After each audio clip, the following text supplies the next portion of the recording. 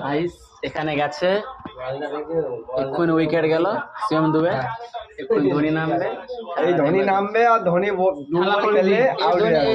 থালা ফ্যান থালা করে দিন, ঠিক আছে, থালা পর রিজাইন, ঠিক আছে। এক্ষুনি ধোনি নামবে, ধোনি খেলাটা দেখার জন্য বসে আছি আমরা। ধোনি খেলা দেখবো, ধোনি 2 বল খেলবে। মানে গাইস তোমরা দেখতেই পাচ্ছ, মানে সিএসকে খেলা চলছে, ঠিক আছে, সিএসকে হচ্ছে হায়দ্রাবাদ, মানে ধোনির খেলা দেখবে বলে কে রেডি আছে শুধু তোমরা দেখো।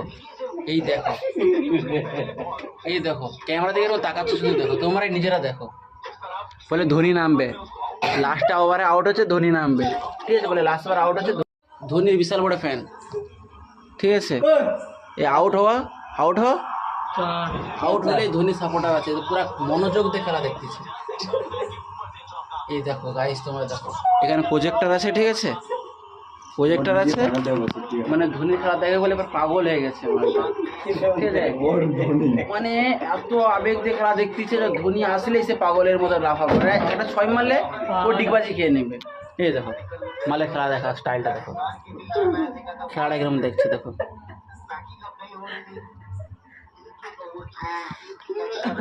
খেলাটা উপভোগ করছে। দিল্লি লাগে নারাজ হয়ে গেছে, ধোনি নামেনি।